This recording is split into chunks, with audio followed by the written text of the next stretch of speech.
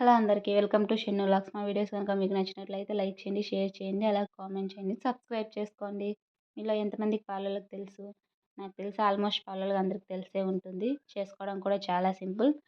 ఇలా బెల్లంలో నీళ్ళు పోసి కరగబెట్టుకోవాలి.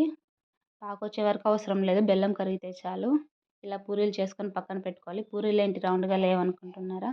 ఎవరికి నచ్చినట్టు వాళ్ళు చేసుకోవచ్చు షేపు. నాకు ఇలా వచ్చింది, ఇలాగే చేశాను.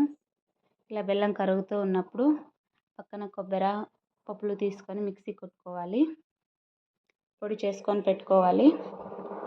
ఇలా పొడిలో పాలైనా పోసుకోవచ్చు, లేకుంటే నీళ్ళు పోసుకొని కలుపుకొని పెట్టుకోవాలి. ఇలా కలుపుకొని పెట్టుకుంటే ఉంటలు కట్టకుండా ఉంటుంది, లేకోకుంటే ఉంటలు అవుతుంది. చూసారా, ఇలా కలుపుకోవాలి. ఇలా బెల్లం అంతా కరిగిపోయింది. ఇందులో ఇప్పుడు మనం పక్కన కలిపి పెట్టుకోండి పోసుకోవాలి.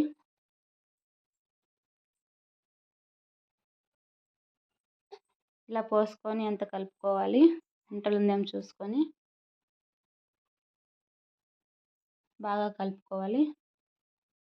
కలుపుకొనేసి కాసేపు ఉడకనివ్వాలి.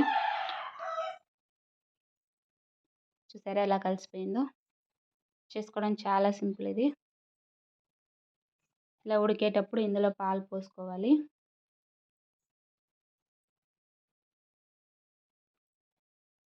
ఇలా పాలు పోసుకొని బాగా కలుపుకొనేసి సిమ్లో పెట్టుకోవాలి, లేకుంటే పొంగిపోతుంది. పొంగిపోకుండా కలుపుకుంటూ ఉండాలి. ఇలా సిమ్లో కాసేపు ఉడకనివ్వాలి.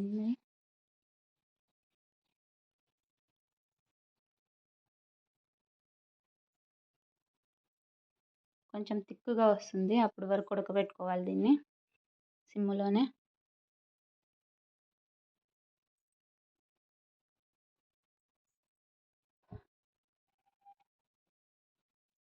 చూసారా ఎలా వచ్చిందో? చేసుకోవడం చాలా సింపుల్. తర్వాత ఇందులో పూరి వేసుకొని అద్దుకోవాలి. కాసేపు నానబెడితే టేస్ట్ బాగుంటుంది. Thanks for watching.